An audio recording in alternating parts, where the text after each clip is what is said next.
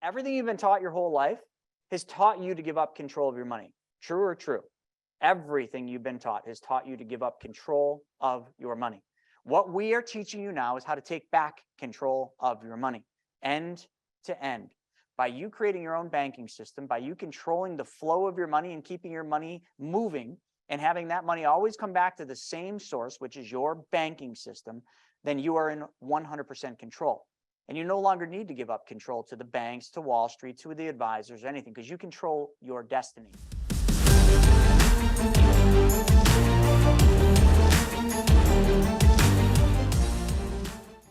All right, welcome back, everybody. This is the second preview event, which is getting us ready for what we're going to do this weekend, Friday, Saturday, Sunday, which is our 3-day virtual training that Stephen, myself, and all of our trusted partners are going to be on, helping all of you get ready for the storm that is coming, the storm that's actually here. You know, I used to always say the storm that's coming. And when we talk about storms, there's lots of storms, right? We just had a blizzard here, and I'd also like to, just kind of take a moment of silence for all the families in Turkey, that just lost loved ones, are going through just absolute chaos and, probably living in a world that's much like hell with what's happening over there. So if we could just bow our heads and just give a moment of silence for everybody in Turkey.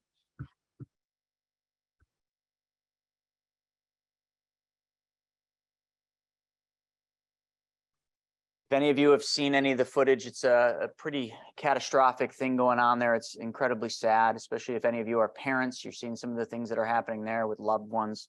It's hard to watch, but that is life. We're here for a short while, and we have to do the best we can while we're here, which is why I wanted to open today with gratitude and thanking, the military, the special forces, the veterans, and also the truck drivers, but also just take a moment of silence for those who need those extra prayers. God is always listening. Now, whoever you hold as your God, it doesn't make a difference, but they're always listening. So the more they hear that, better off it is. But what we're going to talk about today is the preparation for a storm called the recession. Some are calling this, some are saying this is going to be the recession of all recessions, the crash of all crashes. Now, I'm not here to try to scare you, because all we're here to do is prepare you. But a lot of people are still in a little bit of a kind of a funk where they don't actually believe that this is going to happen. I mean, they watch the news. Not long ago, our leader in this country, the president of this country, came on and said, we're not in a recession. And then you saw additional stuff saying that, and he also said, we're not going to be in a recession. And then you had additional people come on and say, they've changed the technical definition of a recession. That's a laughing matter, but let's just leave that aside, because it seems like everything that's in the media these days is a laughing matter when it comes, to politics. But really what's important to understand is that we are in a recession. The only reason it doesn't feel like a recession is because of employment. You all, for the most part, have a job. And for the most part, there's lots of jobs out there, at least for the time being. So unemployment numbers are historically low. I think they're at the levels of very, very much like what you would see in the 50s. And because of that, it doesn't feel like we're in a recession. Unless you look at your 401k statement, your brokerage statement, or the statement that your advisor gives you, then it feels like, well, this kind of looks like a recession. I'm down 28. Actually, in the chat right now, if anyone wants to, can anyone tell me what you're down in your investment accounts? Like, what is it, 20%, 28? If you're heavily invested in any of the FANG stocks, the technology stocks, it's going to be a little bit more than that. But I'm just curious, that's the reality. 401k is down 30. So that had, some access or some exposure to probably some tech or small caps, and that's probably the norm. I know Matthew was nice enough to share that, but that's about the norm. I know a lot of people just want to kind of just not even look at it. I bet you, and tell me if it's you, I bet you there's a lot of people on this webinar right now that refuse to even open their statements. You don't log in to look at your statements anymore because you're scared to see it. Listen, folks, ignorance is not bliss. Please look at your statement. You can stop the bleeding. You can stop it right now, right here, right today. You can stop it, but you got to stop listening to what everybody else tells you, because it's not always in your best interest to listen to. And I'm not putting anything against financial advisors, but when I was an advisor for 16 years, there was so much they didn't tell me, but the things they did tell me were, looking back, probably not the best advice I could have given my clients. And we're going to hit a little bit of that today. 25% down. been shorting the markets, so you're up significantly. Good luck with the shorting. That's a really tough game to play right now because the markets are ping-ponging. But let's kick today's training off because we got a lot of stuff to go over. We got a little more time than we did yesterday. I want to start with the 3 pillars. Stephen, you want to kick us off and maybe hit the 3 pillars that we're going to cover today, and then we'll dive deep into them? Yeah, I mean, so it's all about money, and that's what this is coming up this weekend, starting Friday morning, the Money School 3-day essentials training. It's what we do at Money School, the Money Multiplier, Private Money Club. I think you kind of get that general theme. So, we're all about controlling our wealth, controlling our money, and being smart and strategic with everything that we do. Because at the end of the day, you work very hard for your money. So we want to be very smart with that money that you work so hard for. And we want to teach you strategies to keep more of that hard-earned money, to take that money and the savings that you're able to generate by keeping more of it, whether that's through saving on taxes, whether that's through generating a tailwind of compounding interest through IBC, whatever the strategy is, and we'll talk about those today. We want to be very smart with every single one of those dollars and take those dollars that we're saving and send them out there. Like I always call little green army men, right? These little green army men are going out there in the world and they're going to conquer and they're going to get the spoils of war and they're going to bring it all back to me and they're going to bring me back more dollars. And at the end of the day, that's what it's all about. So we need to look at, where are you starting now? Like, where is your money? Where is your wealth? Do you have a surplus at the end of each month? Do you have a deficit at the end of each month? And what's that look like for you? Because every single one of us, a couple hundred of us on this call right now, are all starting right now today in a different position. Every single one of us on this call has had a different past leading up to this point that we're at right now today. But at the end of the day, every single one of us has the exact same opportunity to wake up tomorrow in 2023, going into 2024 next year, to take advantage of the opportunities that are going to arise and be smart with our wealth and smart with our money. We all have that same opportunity. And when I first met Chris, he had this quote on the screen. I mentioned this last week, but I'll pull it up here just to share one more time. But it's never about your actual resources. It's about how resourceful you can be.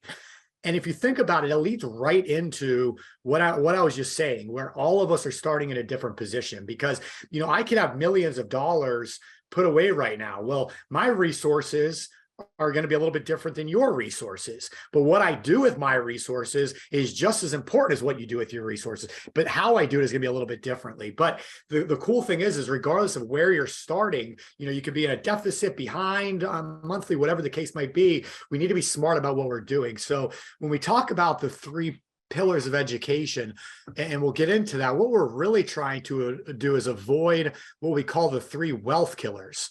And so this is what we consider the 3 wealth killers: inflation, volatility, and taxes, because all of these things will erode your wealth. And Chris, maybe we can spend a few minutes on each one of them just to give you a couple examples.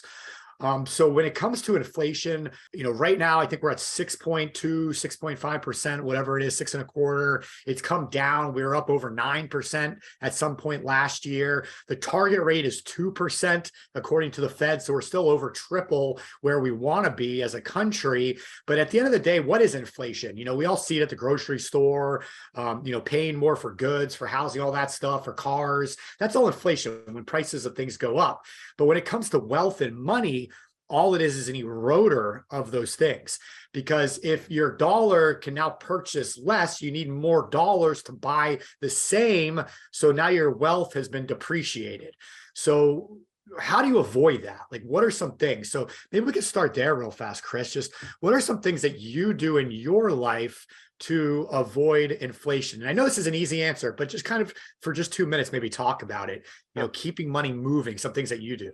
Yeah, so you can't avoid inflation. It's not something that we control. It's something that's just part of all of our life. Our money is now worth less and can buy less. And that's because every time they print more money, 5.1 trillion this last round, our value, the money that they print has to get value from somewhere, and it's taking its value from our existing dollars. So every dollar they print lessens the value of your dollar.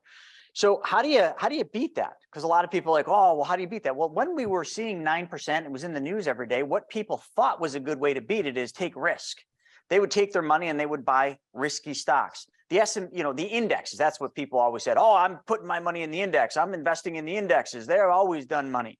How's that working out for you now? Because I know for a fact that even if inflation was still 8% or 7% or wherever it was, you all would much rather have lost purchasing power at a rate of 7% versus losing what others just said they lost on their index funds, their invested dollars, by taking more risk, because they were trying to beat inflation by taking unnecessary risk and putting the money out there in the markets. And now they're down double digits. Everyone is down double digits for the most part if they invested their money. So you just got to ask yourself, would you rather lose 7% or 20%? It's a simple mathematical equation. And I hope nobody said, oh, I'd rather lose 20. It seems better. It's never better. So what I've done to beat inflation is what I teach every single day. The first thing I did is I started, well, many, many years ago, before we had an inflation problem, I changed where my savings went. So when I say my savings, every one of you, for the most part, probably save money, and your savings is going one of many different places. But let's talk about your safe money, right? The money that you don't want to lose, the money you're not going to risk. You take that money, and most of you are putting that in a savings account, a high interest savings account, or a money market. So all I did is I changed where my savings went, and I put my money into a different machine where it would help me keep pace with inflation to the tune of anywhere between 3 and 6%, let's just say, right? So if inflation is 3 to 6%, I can at least hedge inflation by just having my money sit in a different place, which we'll talk about in a second. So that's the first thing I did. But that place where my money went had to have some of the same attributes that a savings account or a checking account would, which is liquidity. I want my money to be available to go back out and work for me. The second thing I did is I learned a lot about banks and how banks operate, and also how businesses operate. And I realized that there isn't a bank or a business in the world that actually believes in compound interest, or not, I shouldn't say believes, uses compound interest. Because to use compound interest in the general consensus of how we've been taught, we have to take our money and we have to put it somewhere and we have to leave it there, not touch it. And when we put it there and we leave it there, then our money can grow and compound and do all those things. But you see what happens when you put your money in some place where it has to sit and stay, you miss all sorts of opportunities. So someone like Rob Fuller, who you're going to hear from in a second, he owns ROI Properties. He's a big developer, one that we've grown very comfortable with, and one that I move a lot of money with. I lend a lot of money to. If Rob called me up and said, hey, I got this great deal, this Marlboro deal that we bought from the Marlboro man, quote unquote, he'll tell you more about it, and we're paying 12% on this particular deal, and we'll get into the details. I want that. I want to lend on that. That's a great deal. And all the other things. Rob's a very good borrower, like does newsletters, keeps you in contact, but all that good stuff. So now I'm comfortable with Rob. Well, now I got that money sitting in this account where it's earning compound interest. If I take that money out and I give it to Rob to basically make a higher interest rate, for most people, if you did that from your bank account, you stopped earning interest on the first place you put your money, right? If it was a bank account, and you were making 3% in your bank account, and you took that money out to give it to Rob from the bank no longer pays you interest on money that's no longer there. But now Rob's paying me interest. So some of you would be like, yeah, but Rob's paying me 12%. Yeah, but what if, let's just pretend in a perfect world, what if you could change where your money went first, put it into a machine, and that machine paid you compound interest. But then when Rob says, hey, I got this great deal, paying you 12%, you want it? I take the money out of that machine and I give it to Rob, but you see, my money never left that account. So my money never stopped earning interest in that account. So now Rob's paying me 12%, and then my account, my machine where I changed my savings to go into, is still paying me interest and dividends. You see, what I figured out is I just figured out what banks do every day. Banks move money. They never leave money sitting. But banks also understand how to earn uninterrupted compound interest. So I just learned what banks do. So Stephen, how I beat inflation, I know it was supposed to be 2 minutes, it went long, is I move money and I keep my money in a different place than most folks do, because I understand how uninterrupted compound interest works. And I understand how so many of the wealthiest families in history have used this machine to do just the same thing. Yeah, and we talked about this last Wednesday. Why would you want to be the bank? And, what banks do with their M1 money supply, what they invest in, real estate, whole life policies. And that's what we're talking about when we're saying, where's your savings? Where is it? Can it be in a better place? Do you put it at the bank in their savings account, or do you put it into your own bank where you take advantage of that uninterrupted compounding interest that Chris was just talking about, compounding stronger. And so that's step number one of beating inflation. Where is your savings? You know, if it's sitting underneath a mattress buried in the backyard, that's probably worst, right? It's gaining zero. If it's at someone else's bank, at least while it's there, you might be getting 0.5% or 1%. There's some high yield out there right now, maybe 2 or 3%. If it's sitting in my own bank, not only am I gaining, I don't know, 5-6% returns on the dividends annually, but I'm also able to continue getting those gains even when I pull the money out and go with step number 2 for beating inflation that Chris mentioned, which is money movement, putting that money in motion to make more money. Now, the key for money movement, though, is not saying, okay, Mr. Financial Advisor, or okay, let me log into my Merrill Lynch, Charles Schwab account and buy index funds or mutual funds or lifestyle or whatever. What is that? That's giving up control. That's diversifying through a barrel of companies or indexes, and whatever happens, happens. That goes back to number 3 of losing wealth, which is volatility. Volatility occurs when you give up control. See, so we want to be very intentional what we're doing with our money movement. So step number 1 for money movement is control. And one of the ways we do that is through something called the Private Money Club.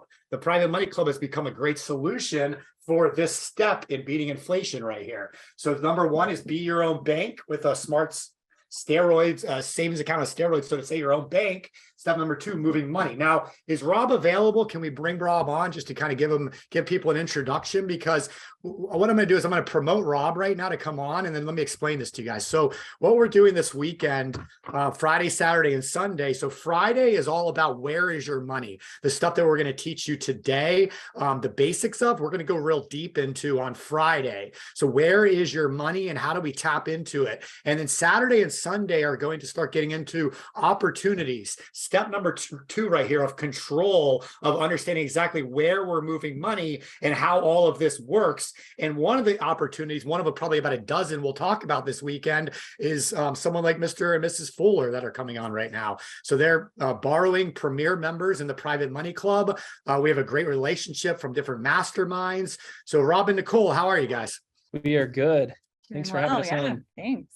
Yeah. What's happening? You guys out in Salt Lake right now? Yes, Yep. and it's cold. Right. A lot of snow But out I there. guess you're in Buffalo, so I can't complain. We're just not used to it because We're not we used recently to it, moved from yeah. Napa, California. So Well, at least she you was born guys, and you raised guys have, it's cold, but at least you guys have snow. You see here in Buffalo, it's cold, but it's rainy. It's brown and muddy because all the snow is pretty much melted except for on the hills and in the resorts. It's a sad state of affairs Yeah, here. but you got 5 feet of snow in December. You should be good. It melted in a week. So it was like, it was kind of Thank you. it was just a tease. Well, come on out and you can go skiing. All I know right. you, So or snowboarding rather. I know you like to do that. I certainly plan on getting out there for sure. 16 years I spent as a financial advisor, and not one time in 16 years was I ever taught this one thing I'm going to tell you right now. And it wasn't until I was in Salt Lake City, actually, right down at the Cheesecake Factory at the mall there. And I was meeting with a big real estate investor. He had a show on A&E, and I was meeting with him about a deal that I had that he was going to lend to me. And when I asked him how he was going to lend the money, he said he was going to lend from his bank. And I immediately, first thing I thought, when someone says we're going to lend from our bank, the thing I just logically want to think is I'm starting to think, well, okay, maybe, just maybe I underestimated how much money Mike has. And I'm thinking Mike's got himself a bank. I swear to you, this is what I thought. I thought Mike had his own bank. But when I asked him about it, I kind of said, how come we didn't go to your bank to do this transaction? He said, I don't have a bank. I created a banking system. And long story short, what he did is he changed a while ago. He learned how to change where his money goes. And instead of putting it in a traditional bank, he put it in his own bank. He became his own bank, BYOB. And he put his savings, not in a traditional bank, but in this version that we're going to call a bank. Okay. Now, his bank was nothing other, and I'm going to get the cat out of the bag, nothing other than a whole life insurance policy. Now, as soon as he said that, now, I don't know if any of you know advisors, but usually advisors, almost all of them, are taught buy term, invest the difference, because term insurance is cheap, and that gives you, the client, more money to invest with me, the advisor, that charges you a fee for managing your money. Does that sound familiar, folks? well, let's get you some term insurance. We'll get you the protection. And listen, I love term for protection. And then what we'll do is we'll take all the difference and we'll invest it. Well, that's what I did. So when Mike told me it was a whole life insurance policy that he was putting his money in, I was like, oh man, somebody bamboozled you, buddy. Like that. But then he starts telling me about this because I was kind of listening and I started asking questions. So how do you use that as your banking? He says, well, I put my money into it. And then I look for people like you, Chris, who have a real estate opportunity because he knows real estate. He knows, likes, and understands real estate. So therefore, it only makes sense for Mike to want to lend his money on something or invest his money in something that he knows, likes, and understands. So he says, I put money into my bank that's specially designed, and key word, folks, I said whole life insurance policy, but this is a specially designed whole life insurance policy. And Mike is kind of alluding to one of those special designs that I'll get to in a second. And then he says, all I do is I have the ability in the next 30 days or however long, 30 days is the soonest. I have the ability to then take that money out. And Chris, then I can loan that money to you. And Mike was charging me 2 points, okay, which is 2% upfront. So I'd have to, if I borrowed 100 grand from Mike, I'd have to give him $2,000 right up front. And then he charged me, I can't remember if it was 12 or 13%. We'll just say 12% for all intents and purposes monthly. And then what I would do is I then would set up a bill pay and I would pay Mike back, right? So on this scenario, I would pay Mike back roughly $1,000 every single month. And he got his $2,000 up front in points that he was very happy about. Okay, he was big on the point thing.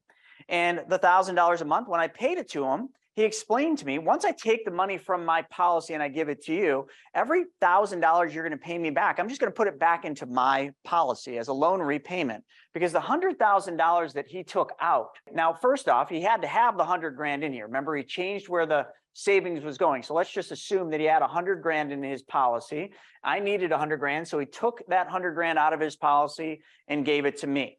Now, first and foremost, I want to ask everybody a question. If you had 100 grand in your savings account and I wanted to borrow it and you lent it to me and you took 100 grand out of your savings account and you gave it to me, how much money's left in your savings account? Can anyone tell me in the chat? You started with 100, you gave me 100, zero, right? Matthew said zero, right? It's simple math. I had 100, but I took 100 out of the bank and I gave it to Chris. So now that I have no money left in the bank. But you see, what Mike explained to me is Mike said, you see, when I give you this 100, I'm not actually giving you my $100,000. The insurance company that gave me this whole life promised me that someday when I die, okay, good thing. Someday when I die, they're going to pay out a death benefit. Let's just say it's $1 million. Okay, so if he dies tomorrow, the insurance company pays $1 million to Mike's family. Great. But if he gives me $100,000, the insurance company just takes the $100,000 from his death benefit. So now if he died the next day after he lent me the money, he's got $900,000, right? Simple math. But the $100,000 that he put in his policy still stays in his policy. Now, the thing I failed to tell you is Mike's policy, this is going back, but Mike's policy paid him right around 6% with dividend. Okay, half of it was guaranteed and half of it was dividend. So he was making 6% on his 100 grand. So when he gave me the 100, that 100,000 was literally a loan that the insurance company gave him. The loan was against his death benefit. The only thing his $100,000 he put into the account did was collateralize the loan. So the insurance company doesn't care whether Mike, has 100 grand in the account and uses that 100 grand, because the insurance company is going to pay $1 million when he dies. So up to $1 million, the insurance company literally would lend that money to Mike. He has to have the money in his account up to whatever he's going to borrow, which he had 100 grand in, so he can lend 100 grand. The cool part about that is what you just witnessed is something that doesn't exist in any other account that I've ever seen. Maybe a high-end brokerage account where you're using margin, but that's got risk to it. There's no other account in the world that allows your money to earn interest and dividends uninterrupted and still gives you the ability to use your money. This is what I learned, and I learned it from Mike. And then Mike just said, hey, when you pay me the $1,000 a month, I just take that $1,000, I put it back in my policy, which means every month I got $1,000 more in my account, plus the loan that the insurance company gave me, they charged me interest. Back then it was 4%. Today it's closer to, I think, 5.5 or something like that. So they charge interest on the loan, but Mike said it doesn't matter that they're charging interest because I'm already making interest on all of my money. So really I'm making more than they're charging me. So I'm making a spread here. Okay, the 6 that he was making minus the 4. So he was making on his policy a 2% spread. Now, numbers have changed today because interest rates have changed. But the second spread he's making, if we wanted to flip it, you could say, okay, well, I'm not going to play that spread. I'm not going to worry about that. I'm going to look at the 12, and then whatever the insurance company charges me, let's just keep it at a simple 5%. 12 minus 5, I'm going to make that spread. So really, if you think about it, you're making money twice. You're making a spread here, and then you're making interest and dividends, or you're making a spread here and you're making the full interest. So Mike found a way to make money twice on the same dollars. So that's the basis line of what I learned. Now, what I do today is through Private Money Club, I find people like Mike and Nicole, and all I do is I just lend them my money that I put into my policy. Let me just turn this over to you two and have you explain what you do and why it's so beneficial. Hi, everyone. Thank you for the warm reception. So, yeah, I mean, we personally have done this system with Private Money Club with Chris, and a couple of things. One, that's nice because we also have a nice life insurance that people always ask us, well, what happens to you if you die, right? They never want to do it. They never want to quite approach it that way. They try to be ginger about it, but essentially that's what they ask. One is that we have this nice life insurance policy that's we've got $65 million worth of life insurance. But the other thing is that we're able to use this system for our own money to let it grow, and we earn money on our money constantly, like what Chris is doing. But when we borrow money, we're paying, depends on which investments you do, and some people like different things, but we personally guarantee our projects. We've got projects like this Norris Ranch one that Chris mentioned that we closed on in October, that we raised the money for that. And well, actually a lot of that was equity that we had, but we'll probably be raising some of that out. But that one was the Marlboro man's son. And there's in one of our newsletters, I think it was in November, she related a story about the Marlboro man and his elephant. So that was kind of a fun read. But yeah, we've got those projects. We're returning money. The very first deal we did with Private Money Club was about a year ago. We said we'd do it for 12 to 18 months, give us a 6-month buffer, but we're actually returning those funds now to people. So far, I think just about everybody's going in again, but we've had a really great, successful time with Private Money Club, and the people that you guys have introduced us to have been just fantastic, top class kind of people.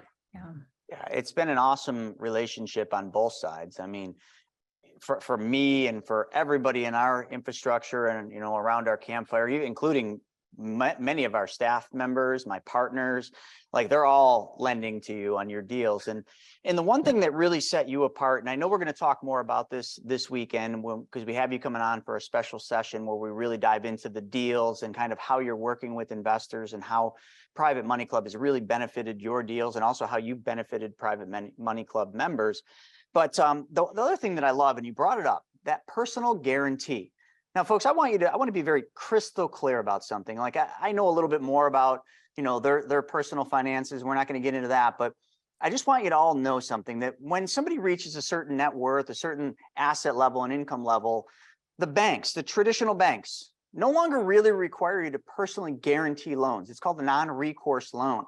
So they've reached that level. So they could go to a traditional bank, they could go to an institutional lender, they could go to a hedge fund, and they could say, hey, we need $10 million for this deal that the Marlboro man's son, that we bought it from, and blah, blah, blah. And, the bank, and they'd go through their process and they'd lend it, but they'd lend it without a personal guarantee. So Rob, I remember not long ago, I just candidly asked you, I just said, so I got to ask, why do you personally guarantee your deals knowing you don't have to? And there's a lot of lenders with like not even a fraction of what you have in experience and assets that don't personally guarantee their deals. So I just ask again, and I want this audience to hear, we got almost 200 people, actually we have over 200 people on here. Holy cow. Why do you personally guarantee deals? Because that puts you at risk. Because like, hey, if you don't pay somebody, if a deal goes south, guess what? Everybody that lent you money is coming after you personally. And I know what your personal assets are, man. That house, dang, why? You make it sound like we have this amazing house, and it's nice. It is, but we're definitely not like I drive a 2012 Toyota Highlander. When we had our second child, we went out and got that on my wife's birthday. We're not really kind of big things people. So I hear what you're saying. It's a great place to live. But for us, we look at it and say, we don't want to, because we're going to have success. I mean, we've got a project Trending Cattle Ranch right next to that Norris Ranch one that we bought last year for $8 million. we've got a couple of people entertaining to buy it for $21.5 million, right? So there's a $6.5 million profit in a year. We're not going to then take that $6.5 million out. We put that back into our projects. We don't want to have this crazy success story and be like, oh, well, we burned people on that one project, but these other 10 we were super successful on, and we made $100 million on them. And a little bit of bad press goes a long way, but we don't want to be successful at the expense of other people, right? So we want other people to be successful along with us. Yeah, and this year we'll probably do 350 to, depending on where the progress of projects, 350 million to $400 million worth of debt and equity that they'll raise for our projects, or put in a bunch of it ourselves. So, we'll raise 100 million of it from private individuals like you guys. And we want everybody to be successful, not just us. And we recognize that people putting their trust in us is a leap of faith for many of you. And I think we've gotten to know quite a few of you now, and that hopefully helps, because you can kind of circulate the successes, us being able to return $6 million on this most recent Covington project, and then having people reinvest it. They've gotten the interest payments every month, they're getting it back, their principal back, and then they can reinvest it. And that helps as well. I think that our biggest thing is we want everybody to excel and to have success along with us. So yeah. And that's why we choose to work with private lenders. Is we have teachers, we have nurses, we have business owners, we have police officers, retirees, and we want the ability to work with those individuals. It's that symbiotic relationship where it's a gain and a plus for both sides. That is awesome. Yeah, there's no banks or institutional lenders saying thank you, for the checks you're mailing them. They don't even, what do they send you? A 1099 at the end of the year and say, hey, thanks. Sometimes you have to beg for that too. Yeah, you got to beg for that. So with the private lenders and private money club, you're changing these people's lives. You're changing my life. I know, I lent money to you, and those checks that come in, that helps my family live a better life. It helps us, drive the car that we do, live in the neighborhood we do. That's the whole idea. And that's the thing I just think that is so valuable about private money club, and also relationships like these, that it just gives everyone, there's 200 and some people on here that all could be doing this, but the only reason they don't is a lot of times oh, I don't know how to do that. There is nothing hard about mimicking a bank. And I know with you make it very simple, because you've got everything all laid out. I've had my attorneys review all your legal documents, and literally my attorney said, this is one of the best I've seen. That never happens. Usually my attorneys sends it back with 50 red lines and saying, don't lend until they change all this. There was no red lines on yours. So for somebody just getting into it, it's just working with someone like you is really a very seamless, easy transition. Sure, there's going to be nervousness, because when somebody does something for the first time, they're going to be nervous about it. I know every single person on here, they all learned how to drive a car, and they all learned how to ride a bicycle. And if they could take themselves back to that day when they're sitting in the car getting their driver's license, I guarantee their palms were sweaty and they were nervous. When they first got on that bicycle, the excitement probably led to a crash, which then led to some tears and some crying, but then they got back on the bike and they learned how to ride it. Everything in life is a learning experience, and so is private lending. But the difference is private lending versus stocks. You can do both, but right now it's just, when you look at the risk tolerances of both, the private lending and lending to folks like you is so much less risk in my mind, because I control the deal, I control the outcome. And I also, if I got mad and I didn't get my payments, well, damn it, I'm just going to go out and I'm going to walk all around that Marlboro lot, and I'm going to look at those properties and say, someday I'm going to own this. And someday I'm going to own it because, hey, I got a position on this, right? It's a security. You're not going to walk into Apple and be like, Apple, my stock dropped 30%. I demand my payments. They're going to be like, there's the door. Get out before we call security. Matter of fact, security, get this joker out of here. He thinks we're going to give him his money back because he lost money in the stocks. It's just a different game. And that's all it is. And I appreciate both of you so much for what you've done for not just my family, but also the whole private money club community. And I'm very excited about having you on this weekend for your private session, which will be much more in depth. And we'll show the different things that you're doing. We can even get into some of the newsletters. We could show that Marlboro story. I think that'd be a really good one. But thanks for your time today. Okay. Thank you. Thank you. We'll see you guys later. All right. All right, Rob, Nicole, thanks, guys. I started talking about Rob, about how I was lending money and what I was doing, just like I showed you a second ago. Now, Rob had heard about this. This wasn't his first rodeo. Matter of fact, he had already, been doing a little bit of this. But when he heard about it, we ended up setting up a similar structure, a banking system for Rob and his family. And I know for a fact, he did exactly that. Actually, if he was still on, I'd ask him, you know, a lot of people are like, well, how fast can I take the money out? And I tell him 30 days. And a lot of people say, oh, I don't know. I don't think it took Rob 30 days to get his money out. And I know there's a lot of other people that didn't, but I'm just saying, like, that's just what we always say when he said that. And he started using this in the deals because they got skin in the game on all of their deals. And you know what? This banking system is what they're using now for some of that. So it's not just me saying it works or Steven saying it works. Like there's case studies on my YouTube. There's countless testimonials and blogs on Private Money Club where folks are doing exactly what I'm doing, what I just showed you. So the biggest hang up here is, let's just say I showed you this whole thing. Okay, but let's say I just left one thing out, which I never do. I always put it front and center. But let's just say I was talking about this banking system and this machine, and that machine pays a guaranteed interest rate plus dividends, and they pay dividends consecutively for 100 years. Oh, and by the way, all this interest and dividends you're earning, it's all tax-free. It's liquid when you need the money to a certain percentage. 60 to 90% of the money can be taken at any time. And not only that, it's private. So when Uncle, Sam wants to see your tax returns and wants to see all your assets, this is private, so you don't have to show it. The reason the Rockefellers and the Rothschilds, you don't know how much money they're worth, well, this is why, because their money's here and it's private.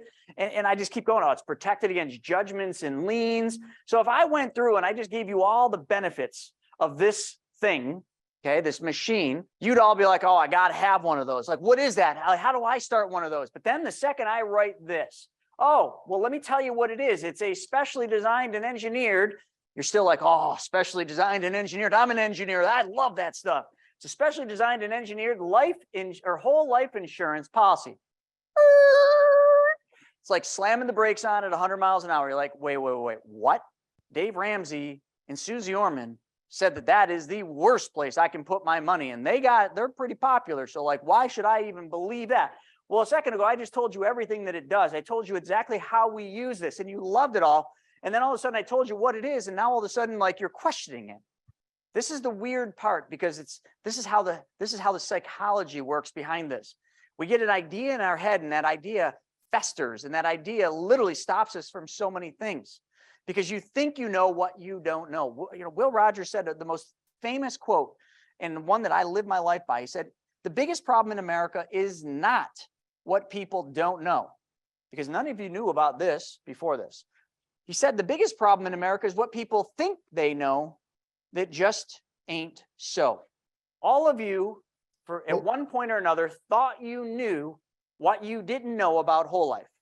And now I just showed you a whole nother thing. And that takes me back to 2014 when Mike in Cheesecake Factory in Salt Lake City showed me this too, because I was that guy. I was that stereotypical advisor. Ain't no way that works that way. But it does, folks. And this is how it works. And people like Rob are people that we use to lend our money from our banking system too. And there's lots more. But I just wanted to show that. And here's the best example of that, Chris. Over in the Q&A, Mel wrote, how much do you pay monthly for $65 million of life insurance? And so that's a great example, because when they hear 65 million in death benefit, when Rob mentioned that, they immediately think, wow, that's expensive. Wow, that's a monthly payment. No, you, Mel, need to sign up for this 3-day class first right now. Just go moneyschooltraining.com/registration and sign up, because this is going to be an entire mind flip for you, 180 degrees. And what I mean by that is, what we're talking about, that $65 million in life insurance, they're not paying monthly for that. They're not looking at that as an expense. That's purely a benefit for them, creating and building a banking system for their family, doing exactly what Chris just showed you. It's not about the death benefit. That's a beautiful thing for their family. They're not paying monthly into that. No, it's an annual deposit they're putting into their own banking system. So we just need to change the way that we think, change our mindset. And that's what a lot of this stuff is. You said the quote a second ago, Chris, with Will Rogers, and that really shows it, the best example of that. But I love that question, Mel, because it just goes to show you how you can look at the exact same thing and see two completely different ways of viewing it. It's 3 days. Okay, Friday, Saturday, Sunday. If you can't make it, no big deal. Most people prefer the recordings anyway, because they are highly edited, broken down into timestamps. So you might say, hey, I only want to see Rob and Nicole's section, and that section on that infinite banking concept thing with that whole life thingamajigger. I just want to see that. Great. You just go to that section, you just watch that. You know, oh, I don't want to learn about Bitcoin. Great. Then skip Spencer's part. Oh, I want to learn about entities. Then go to the entity part. You'll be able to do all that. Plus you get all of our resources that we've created for you. There's tons of them. All right. So with that being said, folks, let me go into this, Stephen. I want to go through and hit some of these questions. Did you want to bring something up on taxes before because that's Yeah, we can get into taxes next. It's all right. Well, let's hit taxes because this vehicle's tax-free. So here's something that's really important, Stephen. I want you to piggyback off this. I know a lot of you are looking at this and, you know, Mike's was 6, but let's just say today, depending on the company we use, and there's different designs in different companies. I mean, we got one called the Slayer, one called the Rock, one called the Beast. You know, they're all variations of designs of PUA and base. Like Mike had mentioned 90-10. When would you run a 90-10? I'm going to get into that and it's very rare, but whatever it is, your return with dividend is going to be anywhere between about 5.2 and 5.6 today, okay, depending on the company we use. So 5.2 to 5.6. Now, some of you are like, well, 5.2 to 5.6, that's not a very good return. Inflation's still above that. For you to earn 5.2 or 5.6 in any other non-qualified account, let me just name them, your savings account, okay, your CD, your brokerage account, your mutual fund account, there's what's called an after-tax equivalent yield. So you'd have to earn way more than this because this return is tax-free. So if you're making this, but you're making this tax-free, depending on your tax bracket, and I'm not a CPA, I can't give tax advice or legal advice, but you can go in and just look at a tax equivalent yield return calculator, and it will show you. For some of you on here in a high tax bracket, you'd have to make north of 7% in investments to earn the same return you're earning in this guaranteed stupid whole life insurance policy. Stephen, you want to take it from there? Yeah, no, I mean, I love it, you know, because you're going to pay taxes. It's one of those things, you know, it's what do they say? It's death, taxes, and whatever that are going to happen in life, right? So you're going to pay taxes. So you have to ask yourself, okay, how can I reduce my tax burdens? Or, you know, what can I do to take advantage of certain laws that allow me to pay less in taxes? So we do that several ways. And one of the ones you just mentioned, number 2 on my list here that I was creating, would be the whole life policy. Like you said, all the money in there, it goes in after taxes. So you don't get a break today, but once the money's in there, it's now going to compound uninterrupted, guaranteed for the rest of your life, completely tax-free. When you pull the money out to use it, it actually comes out in the form of a loan, and that's what allows it to remain in there compounding. So loans are tax-free, and whole life insurance in this country, you know, one day, the other inevitable thing, death, when you do pass away, that death benefit would get paid out to your beneficiaries tax-free. So we're starting to eliminate a lot of different taxes by using this BYOB system, the money multiplier specially designed whole life policy in this way. All right, so where else can we look? Well, qualified funds is where there's a lot of money. Qualified funds are things like 401ks, IRAs, SEPs, simples. So different types of retirement accounts and retirement arrangements, as the IRS calls them. And so when it comes to qualified funds, I think there's something we looked up last night, something like almost $35 trillion are sitting in qualified funds right now. And so why do people do that? Well, 401ks are something we've always done, but there is a tax advantage to doing that. So when we look at qualified funds, we're going to look at two different types of qualified funds. So there's what's called a traditional. A traditional would be like a 401k at work, an IRA.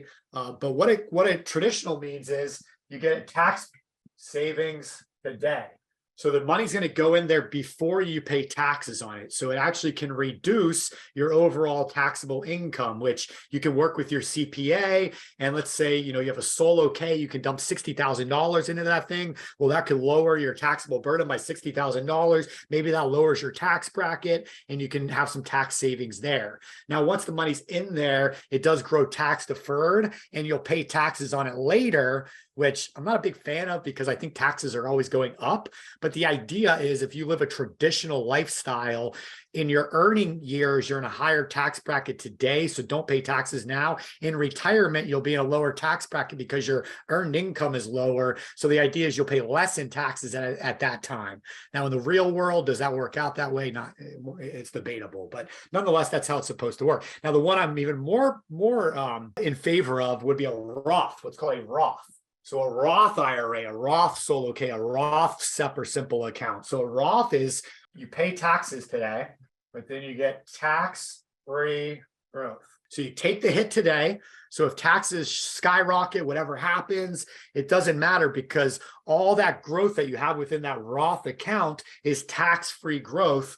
And then when you pull it out, you'll never pay taxes on any of that growth. One of the most famous examples of that, Peter Thiel, he was the founder, the co-founder of PayPal. Have you guys heard of him before? The co-founder of PayPal. Let me just pull this up. So this is Peter Thiel, and this is from a CNBC article a few years back, but it's just talking about retirement accounts.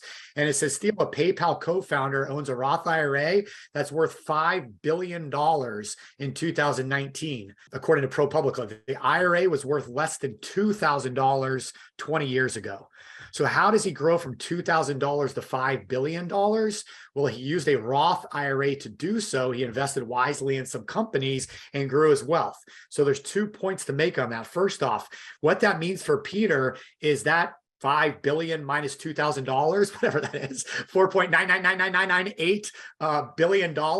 He pays zero taxes on any of that. So compare that to if you would have done that in just a checking account, right? Or just with cash. He probably would have paid upwards of 50, 60%. Maybe even more, depending on what state he lives in taxes. So he would have netted, I don't know, $2.5 billion, still a lot of money, but still half of $5 billion, right? So he was able to do that through a Roth IRA. Now, it's just not any old Roth IRA because they're not all the same. In the eyes of the IRS, they're all the same, but in the eyes of usage, they're not all the same. So you have, when you typically think of like an IRA or a qualified retirement account, you think of like Charles Schwab, your 401k at work, your financial advisor set it up with you, Merrill Lynch or Morgan Stanley or wherever it is, right? So that's not what we're talking about. What we're talking about is what's called a self-directed IRA. So we'll teach you more about this on Friday, how it works and the details of it. But basically what this allows us to do is take our qualified funds in our retirement accounts, invest in whatever we want to invest in. So instead of being tied to the stock market and losing to volatility, remember one of the 3 wealth killers, inflation, taxes, and volatility. So instead of having that volatility kill our wealth, especially in times like we're in last year and this year coming up, we're able to control that money. So now that I can control that money, I can lend it out to Rob and Nicole Fuller. I can invest into a business like Peter Thiel did and made a bunch of money. I can buy precious metals with it. I have all these options. I can go buy real estate. I can buy apartment. I can develop land. I can use my IRA to do all of that stuff. And the reason why I do that is because the money that's in there is either I needed to get a tax break today, so I want to use it and grow it, or all that money, if it's like a business I know is going to be a home run, I'm going to use a Roth IRA because all that profit I make is all tax-free. I can make millions and millions of dollars and it's all 100% completely tax-free. Wanted to point out that's one way that we start controlling taxes is being smart with what we're doing with it today, the money that we earn, and then how it grows as we learn about different opportunities and different strategies for growing wealth. And then number 3 down here would be things like entities. Maybe trusts, even like a simple LLC. So these are all different things that we can do today. We can start a little small business, even like a home-based business, something of that nature, where now I can open an LLC. Well, by being a business owner, there's all kinds of additional tax deductions you may be able to take. Now, I'm not a CPA, but there's a lot of very good CPAs that are out there. In fact, we have one coming on this weekend to talk to you guys about this subject right here. Asset protection, saving money on taxes, using a business to create credit, all these different topics that we can do with an entity. So entities allow us to do a lot in the wealth creation world. But one of the most important things, in my opinion, that allows us to, besides the protection part, is taxes. It just gives us such an advantage when it comes to taxes. So we're immediately following these simple techniques. This is all easy stuff. We're immediately right now able to start reducing the amount of taxes, not only that we're paying today, but the amount of taxes, probably more importantly, that we're going to be required and have to pay later down the road with just those simple strategies right there, Chris. It's awesome, and it's very funny because we do these all the time, folks, and we talk about all sorts of money stuff, from solo Ks to Roth IRAs to self-directed, all the stuff. And as soon as I talk about those policies, that's the only thing everybody wants to ask about. You ever feel like you don't have control of your real estate business or your money? That's right. The big banks and the institutions, they're in control, right? I know you felt that before. Private Money Club puts you back in the driver's seat. As members often tell us, it's a total game changer. Join the community of like-minded lenders and borrowers by going to privatemoneyclub.com and sign up. I want to hit some of these questions because a lot of people are, like Chris had that one question earlier about the $65 million policy, without paying a fee or premium. So I don't know what road you went down on that one, but let's bring you back. So what Stephen was explaining with these policies, when we set these up, okay, we design them completely different. So when we build these, we build them backwards, Chris, and this is for everybody as well. If you were to buy a regular life insurance policy, I don't care if it's an IUL, which we are very against, and they do not work for this, but an IUL or a whole life policy, traditionally, it's going to be built the same way for everybody, okay? Normally, 100% is going to go into the base, which is why Chris mentioned, if I wanted to get a $65 million policy, what would be my cost? Because you're thinking of the base, you're thinking of, I'm buying a death benefit. There is a cost of insurance for the death benefit. So because of that, we build them backwards. Because we know all the cost lies with the death benefit, we go in and we build the policy with the lowest death benefit that we possibly can. Okay, so if this example here, this is a real example of a real policy. We call this Design the Slayer. I'm not going to tell you what company it is because it's proprietary to us. This person wanted to put $100,000 into the policy in premium deposits and then $10,000 a year. So year one, he puts in $110,000. Year one, this client has $103,661 available that he could use at the end of the year when he gets his dividend. And it'd be slightly less if it was during the year because of the dividend. That's roughly about 90 to 94% access to his money. It's not 100%. So right out of the hole, let's get the people that this doesn't work for out of the way because I don't want to deal with them. If you're the type of person that says, well, if I put 110 in and I can only use 103 in the first year, that sucks. Bye. This isn't for you. This is a long-term strategy, okay? And building wealth is a marathon. It's not a sprint. So if you want to get rich quick, go down the street. There's plenty of people that'll lie to you and tell you you can get rich quick. This is not the place. So you are going to give up a little bit in the beginning to make this work. In this particular example, this person gives up access to roughly 6% of his money in the first year. Why? Well, let me be honest. He had to pay for the death benefit. That's right. There's a cost. The insurance companies aren't nonprofits, folks. They do make money. And thank God they make money. That's why they've been around for hundreds of years. That's why they're the strongest financial institutions there are, because they have all the money. So the death benefit on this particular design, okay, we built it with a base death benefit of 35%. So we took out of the 110, only 35% of that goes to the base death benefit, which buys $141,861. Now, I want you to all think about that. You put $110,000 into a whole life insurance policy, and the insurance company only gives you a base death benefit of $141,861. You would think that insurance company just did you a serious disservice because you're like, man, I should get way more death benefit. You show your financial advisor, they'll be like, they should be way more death benefit. You ask us, we're going to be like, yep, that's exactly how we designed it. You know why? We want the lowest cost for the highest amount of money going in. Because if the insurance company is still going to pay us interest and dividends on the full premium deposit, we just don't want to lose a lot of that to the death benefit cost, right? So then what we do, we got a little problem here because to build this so that it's tax-free, the IRS requires us to do it within what's called the MEC 7-pay rules. Modified Endowment Contract is what MEC stands for. 7-pay rule means for 7 years. So for 7 years, the IRS is going to look at how much premium is going into the policy and how much death benefit is there. And if it fails that test, every bit of the gain in this policy is taxable. Everybody understand that. It becomes just like your brokerage account. When you make money, you pay taxes every year. We don't want that. So what we got to do is we got to meet the MEC 7-pay rules. So here's how we do it. I called up Dave Ramsey. I'm just joking. I didn't. I called Dave Ramsey. I said, hey, that term insurance stuff, that's pretty cheap, right? He said, yep, it's the best, cheapest insurance there is in the world. Great. Hang up on the son of a. And then what we do is we go to the insurance company and we say, hey, Dave Ramsey said that term insurance stuff is really cheap. And because I'm building a policy that I want the lowest costs in it, I want some of that cheap term because I got to make this thing work for the MEC 7 pay. So I add $1.525 million in term insurance for a period of 7 years. Why 7 years? MEC 7 pay, 7 years. That's all the IRS requires that test to be for.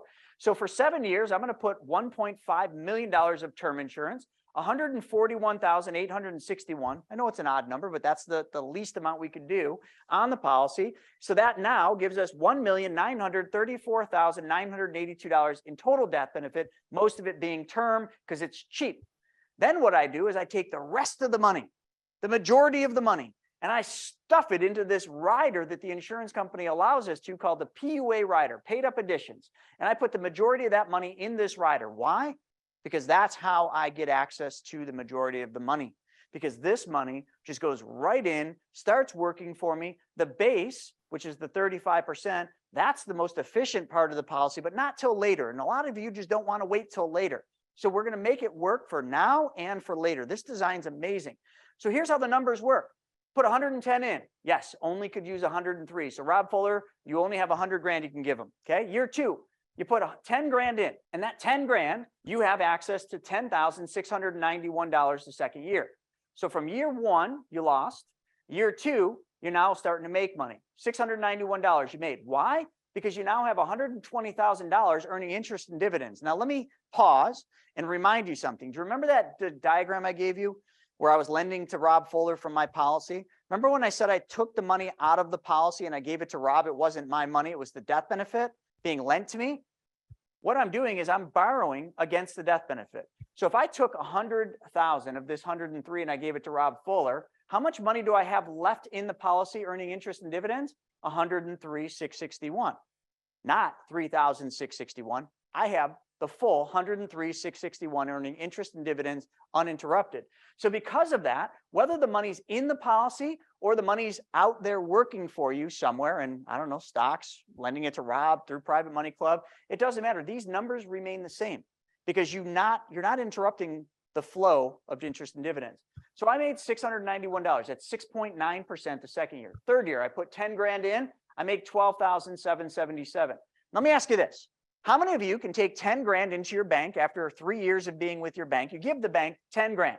And then you come back at the end of the year and you say, hey, how much money can I take out of my bank account? And they say, well, you put 10,000 in, it's been earning interest for 3 years. You can take $12,777 out. Zero banks would say that. But then what if then the bank said, okay, and if you take the $12,777 out, we'll still keep paying you interest and dividends on that money. As long as you can collateralize that, which we can, because we got the money there, and then the death benefit is where that comes in. So you see, every year it gets better. So there will not ever be a year in a whole life that you will not have more money than you did the year before. Can you say that about your 401k? How about your brokerage account? How about that IUL? Damn no, you can't. The whole life, because it's guaranteed with an interest rate, and then the dividends are not guaranteed, but they paid them for hundreds of years. But the guaranteed interest rate, there never will be a day that you will have less than you did the day before. So this design is it's a 35-65. Okay, that's how it works. But 55 is what I put to PUA because I lose 10% for 7 years to the term rider. That policy works phenomenal for everything I just mentioned. You can put money in, take money out, take the interest and put it back into the policy. But then where does a 1090 come in? A 1090 would be kind of, if you're really thinking about it, if I could put 10% to the base, 90% to the paid up additions, that would be the most efficient, right? Because then the cost is lower. Wrong. If you tried doing a 1090 with this particular policy with 100 grand going in, it would mech. You'd never make it happen. So the answer is, where is a 1090 successful, or where does it work really well? If you're just putting $500 a month away and you want the highest early cash value, maybe it would work there. So we got Mike's out of the way. So Chris, did that answer your question? We're building it backwards, man. We're not buying a life insurance policy. If you want to buy a life insurance policy, I got this guy, Brian Shea, you can call, because we're not going to write you a regular life insurance policy. We're going to design a policy that works for the infinite banking concept, which is this. So it's just different. So I'm not saying there's no fees or premium or anything like that. The fees I went over. So your term insurance costs $1,098 a year in this example. And the base policy, I don't know what it costs, but probably not very much because we don't have much going to the base. I mean, whatever 141,000 in death benefit cost, that's what it would be. Plus the insurance companies, I'm going to get you guys, I'm going to really get you here. The insurance company does charge you a policy service fee. I know. Again, they got work they got to do. They got to do all this work to get you approved and everything. Yeah, they're going to charge you $50 a year. I'm sorry. It's like 50. Some companies are $100 a year. That's how much it's going to cost you. So if you don't like that, then don't ever do this. It's fine. We'll help you get a self-directed IRA. But you understand, folks, this is so specialized that not everybody understands this. If you try explaining this to your financial advisor, you try explaining this to someone else in the industry, they're probably not going to understand. They're going to say they do because they don't want to lose the sale, but they're not going to understand how this works. We understand how this works because we use this every day. We do this every day, and because we are specialists in doing this. And we're going to go deep into this weekend, deep into the numbers to show you exactly how it works. Here's another policy. This is my policy, actually. 60% to the base. Or I'm sorry, 40% to the base, 60% to the paid up additions. I put in 30, I had access to 27,000 the first year. Then the 49, I put 29.9 in. It just shows what it grows to. So this is a bad example, but my death benefit is $765,367, and a lot of that is term insurance. So you can see it. That's my policy. I just did the numbers on there. It works every single time. There's never a time it doesn't work unless you cheat yourself. If you, the client, sets up a banking policy, lends money to Rob, and then takes the money Rob pays you when you go and blow it on Gucci and Rolexes and things, you just failed yourself. You stole from your bank, and this system will not work for you. You got to understand that. So, Mike, hopefully that answered your 90-10 question. I have some money for a down payment to acquire a couple rentals. May the market crash. Should I wait to invest the money in PMC meanwhile? That's really just a matter of opinion. I would, if I were you, because I know the price of real estate is coming down. It has been coming down for the better part of a year, and it's going to go further because the Fed's raising rates, and it just gets more and more expensive. So the price of real estate can't hold because the demand can't afford the price. So as the price comes down, that's when I'd start looking. And in the meantime, you can basically start taking advantage of making money on your money that's sitting there by lending through Private Money Club, and you learn more about other lenders that we're going to have on, other borrowers we're going to have on this weekend for the 3-day.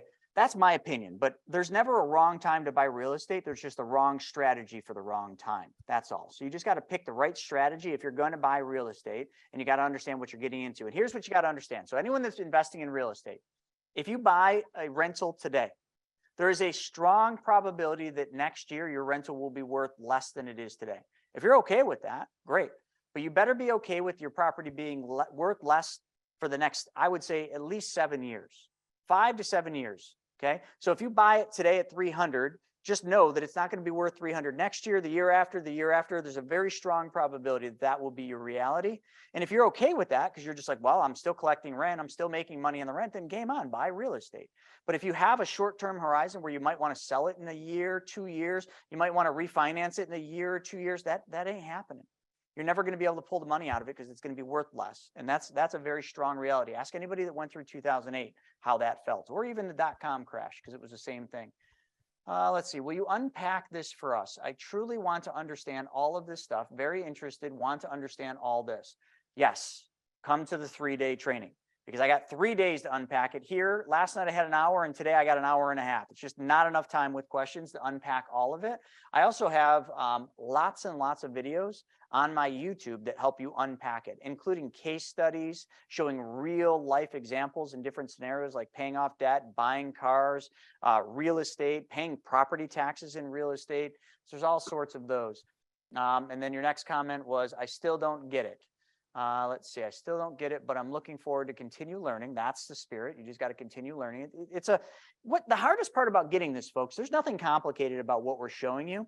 Here's what's complicated.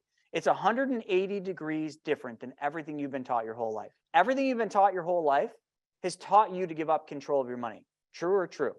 Everything you've been taught has taught you to give up control of your money. What we are teaching you now is how to take back control of your money, end to end.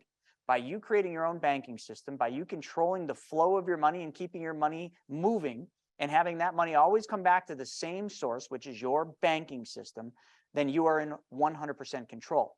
And you no longer need to give up control to the banks, to Wall Street, to the advisors, or anything, because you control your destiny. That's what's so hard about it. It's just, it's different than everything you've learned. And you've had other things in your life happen like this, where you learn something and it's the opposite of everything you were taught or told. You know, like most of you were probably taught not to talk about money. You were taught money's bad, money's evil. Don't talk about money. Oh my God, it's horrible. But now you're talking about it because you're on this webinar. Money isn't horrible. It's not evil. It's just a tool. It's no different than this pen you've been seeing me write with. It's just, I happen to know how to use the pen on a paper. Okay. A tool like a shovel. You have to know how to use the shovel to make beautiful gardens. Money is a tool. Learn how to use it. That's all we're teaching you how to do. But it will take a little bit of time, and it will take you changing the way you look at things and the mindset behind it all.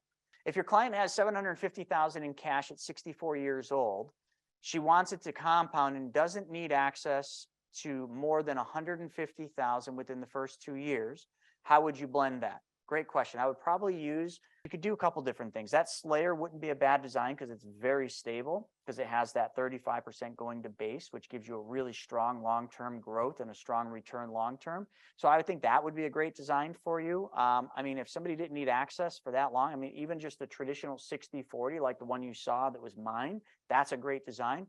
So if somebody only needs access to a little bit, you can basically play the long game, and you can make the policy built for a little bit more efficient growth in the later years. So that's probably how I would do it. Like a 60-40, you know, there's a lot of different ways. We have 4 key designs that we do, the Rock, the Slayer, the Beast, and then just their standard 60-40. All of them would work. I just need to know a little bit more about the client. Is it possible for me to take $50,000 loan from my solo K and then do a dump in your YouTubes in a new whole life, and then I guess the annual premiums must be deposited, right? I like listening to that man, Devin, the real estate guy. He talked about a ceiling premium. Yeah, so the ceiling premium, just so you know, is whatever premium you set. In that example, I had up 10 grand. That's the amount you decide you want to save each year. That's your ceiling, but that's not your minimum. So if you start a policy at 10 grand a year, like the one I gave you, that's your ceiling. That's the most you can ever put in each year. But the minimum on that one would be $360 per month, or no, I'm sorry, $3,510 would be your minimum. So if we'll just round it up to 3,600. It's easier for me. So your minimum is 36. Your maximum is 10,000 on that design I just said. So that's the ceiling and the floor. Hopefully that helps. In the 50,000 loan from the solo K, you'd have to be careful. Because remember, if you take a loan from the solo K, in order for it to not be taxable, you got to pay that loan back. So could that make sense? Yes, but we'd have to get on a call, really flush through what you're doing with it and make sure it makes sense. Because now, you know, you got to be very careful with that loan on the solo K. You got to pay it back. It's got to be paid back systematically. And you got to make sure you're making enough on that 50 grand after you run it through the policy to support that and the loan interest from the policy. So it's not something that we teach a lot, but can it work? Yes, we have case studies showing it. Why doesn't this work with an IUL policy? Do you have that thing you can put in there, Stephen? We've got about 10 videos that we can send you as exactly why, because that could be an entire training all in itself. Little Dean, or how do you say that? Lee Dean, I think it is. Let's see. Would it be wise to convert from a traditional IRA to a Roth with around 130? That's more of a tax equation.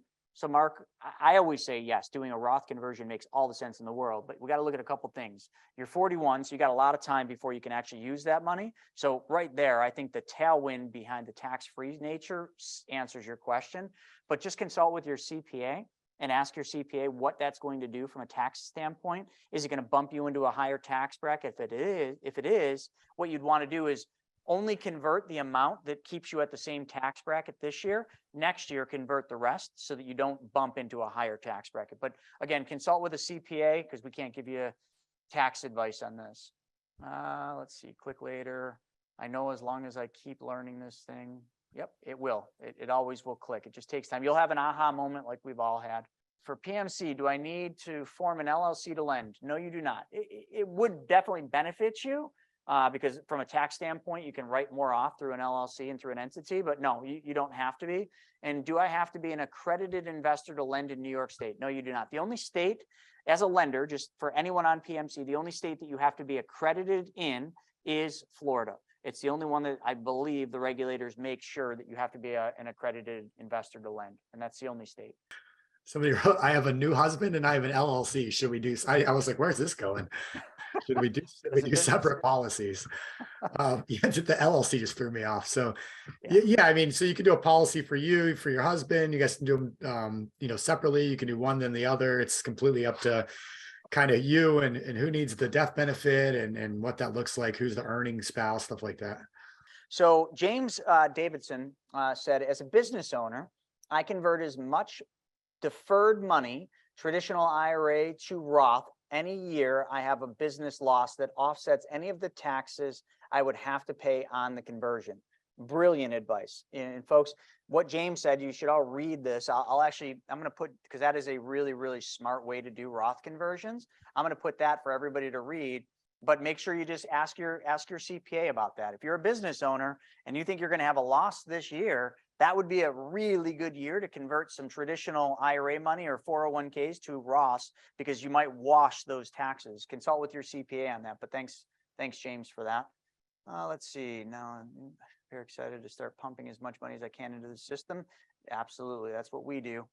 How or what do you ask for to get that trust that you will get your payments from the okay, Josh. So Josh is basically saying how or what do I, or how do I trust that I'm going to get the payments from the borrower on PMC? You never know, okay? Because I've never lost money, but it will happen eventually where somebody's not going to pay you on a loan. I mean, just the longer you do it, I mean, that's going to be the risk. But here's the thing. I'm going to use a real example. I lent money on a deal in Colorado. It was a 4-unit, and the property was probably worth $400,000 to $500,000, and I lent a little over 100. Okay, so let's just think about that.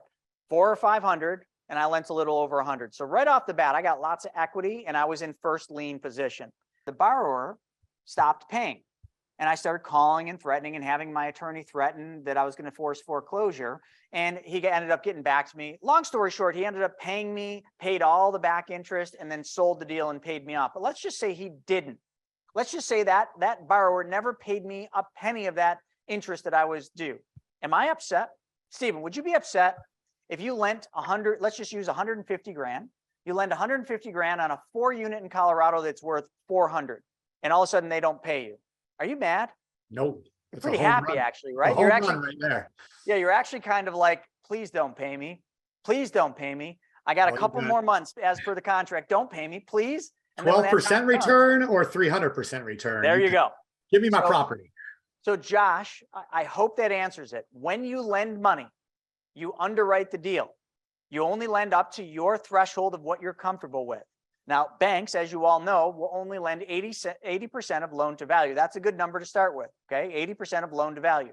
Now, I know some lenders lend 90%, but I like to stay 80 to 70% because I want to protect that risk. Because I don't care if one of the people I lend money on doesn't pay me. Matter of fact, I'm cheering in the background with a Corona in hand. I got my cheer pom-poms in one hand and I got the Corona in the other. I'm like, don't pay, come on, don't pay, because I just want to take the property. Now, I've never had to do that. But that's the beauty.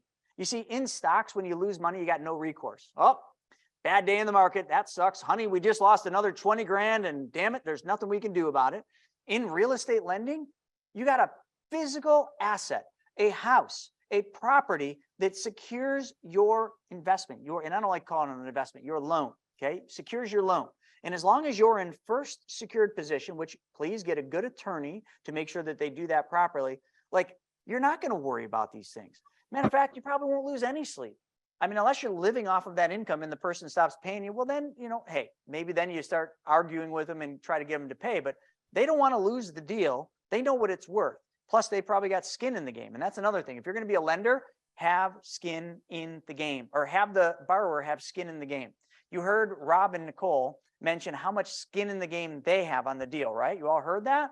That's what you want, because now they stand to lose way more than you do if they don't pay you. So you know what they're going to do? They're going to pay you.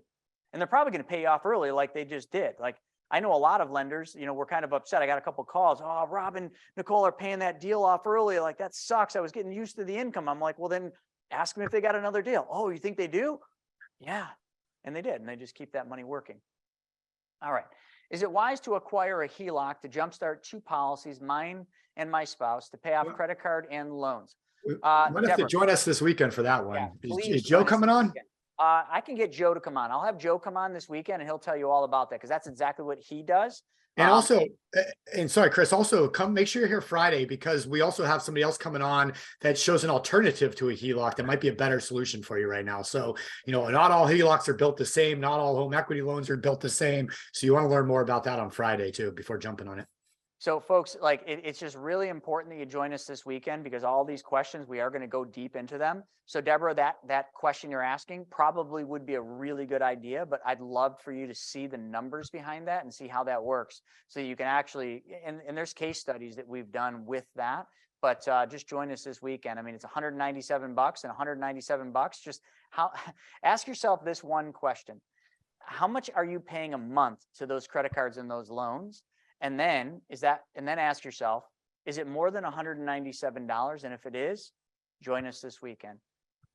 All right, what else we got? Josh, that's why banks don't want you to pay. Absolutely. See, there you go, Josh. You had that aha moment. You're like, yeah, that's why banks don't want me to pay. That's why they never tell me anything other than, hey, we're gonna foreclose on this. We're gonna come take your car. We're gonna take your house. It's hard for banks to take your primary residence because there's laws against that. But you see the way we're lending is we're doing commercial loans. We're lending to an entity only. That's a key thing you'll learn this weekend. When we lend money, we only lend to an entity. We never, ever, ever lend to an individual because now it's a commercial loan. The rules behind foreclosures, check with your attorney on that, but are very favorable for you, the lender, for taking that property. If you lend to somebody individually for their primary house, good luck. Good luck. I mean, just look at 2008. How long did it take for banks to foreclose on people that didn't pay their mortgages? Years. You don't want to wait years. Julie said, if I'm in first on a deal, what keeps the borrower from getting more loans to go to QO my knowledge? I don't know what the last part is, but it's an easy answer. Just without our knowledge, like if you have knowledge. a first lien, what's to stop somebody from getting additional liens? The answer is it doesn't matter. But it doesn't matter. You're in first position, so they can go get 15 other loans, which they probably wouldn't, because I doubt anyone else is going to lend in those positions. But if people were stupid enough to lend that many layers deep, then it doesn't matter to you, Julie, because you're first. Always remember Talladega Nights. Ricky Bobby's dad, when he was drunk in that school doing show and tell, he says to his son as he gets kicked out, he says, "Son, don't listen to these whatever, I don't know what he said. Don't listen to these idiots. If you're not first, you're last. Always remember that." And then at the end of the movie, he kind of shoots himself in the foot as he's walking down the road. He said, "Son, I never said that's the only thing. Dad, you said there's nothing other than first place. If you're not first, you're last." His dad's like, "What? I never said that. Man, there's second place, there's third place, there's fourth place, and there's a lot of different places. You don't have to be first all the time." But Ricky Bobby only knew first place. I only know first place. And Julie only knows first place. So it doesn't matter. Let them be second, third, fourth, and fifth place. Yanni said, if I take a solo K loan to fund the whole life and then borrow against the policy after 30 days and then pay off my solo K loan, is this not recommended? No, that certainly could work. Again, join us this weekend and we can hit that more in depth. I'm just running out of time today to go deep into that. Look at that. That's a lot of questions for a day. 56 answered questions. Thank you all for those questions. Thank you for keeping them rolling in. And let me just kind of do a roll call as we have 166. We're up to 220 or 230 people today. How many of you, by a show of hands or by an eye, are joining us this weekend? Because I want to know who's joining us. Because this weekend, I want you to ask these questions, because what I'll do is I'll draw them all on the board. Friday, we got lots of time. We got lots of great speakers. Perfect. All right. So I'll remember as many of those names. They came up pretty quick. And I want to make sure that we answer all. Yes, I understand that you can't Sunday. Some of you are going to the Super Bowl, but that's why we're doing the recording. And I promise you one thing. We will end on time Sunday. I promise you that. I'm not going to hold you over on Sundays. So the ending time will be the time we're done. Well, this is going to be a fun weekend, folks. This is going to be a fantastic learning period for you. And I hope that by the end of the 3-day, we have a whole bunch of you saying, aha, because that's what we want. We want you to learn how this works, because It changed my life. It changed Steven's life, and it's going to change most of your lives too. But you got to just get over that hump of thinking the old way, and you got to start thinking this way, which means you need to be in control of your money. If you're going to win in this next phase that we're going into, this recessionary phase, you must be in control of your money. And you must also realize that you have to be a good steward of your money. And I know I'm going a little over here, but the more you listen to other people tell you shouldn't, and all this, really question their motive, especially financial advisors. Now, listen, like no financial advisor loves losing business, and we're not trying to take their business, but you really need to understand why they tell you the things they do. It's only a paper loss. You're investing for the long haul. It'll be fine. This will be over before you know it. Whatever they tell you. You look at the motive, and I'm not trying to beat up on advisors. Well, I kind of am, but the motive is if you don't have your money invested, they don't get paid. But if your money's invested, whether you're making or losing, let me repeat that, whether you're making money or whether you're losing money, the advisor gets paid. They charge a fee. They're getting paid. And if they're mutual funds, they're getting trails, okay, which are paid anywhere between monthly and quarterly. Whether you lose or make, they get paid. That to me is not an acceptable answer. So you really need to take all these things. Day one of these previews, we taught you about the drawdown effect. Don't ever forget that. Anything more than 20%, you start getting to a very difficult period of time. Remember, if you lose 30%, and some of you are down 30, it takes 43% to get back the 30 you lost. If you lose 40%, it takes 63 or 65% to get back the 40 you lost. The odds get worse the further down the road you go. If you're at 20%, you only need to make 25% back. That's doable. You could do that with Rob and Nicole. My gosh. So just you're going to have to decide when you're going to get off this train, because the train is going one direction. And folks, mark my words, that direction is down. If you stay on the train, it's going to be a painful ride. If you get off the train, yes, there's a little sting. It's like ripping a Band-Aid off. It stings for a little bit, but then you get clarity, and then you start moving forward to fixing the problem that happened because you waited just a little too long. But it's not too late. This is the time where you need to make that decision. So I look forward to seeing you all this weekend, folks. Thank you for everything. Stephen, thank you for your time too. Thank you, guys. All right, so I hope you guys enjoyed that episode. We're putting up tons of them, but I think if you like this one, you'll probably like that video as well. Not only that, I've got a book that I created, Mapping Out the Millionaire Mystery, where we actually show you what the wealthy do in the game they play with money. I want you to have that for free. And if you want to know about all my new videos coming up, click that alert button. Actually, smash that alert button, and you'll be notified every time we put a new video. So we'll see you on the next episode.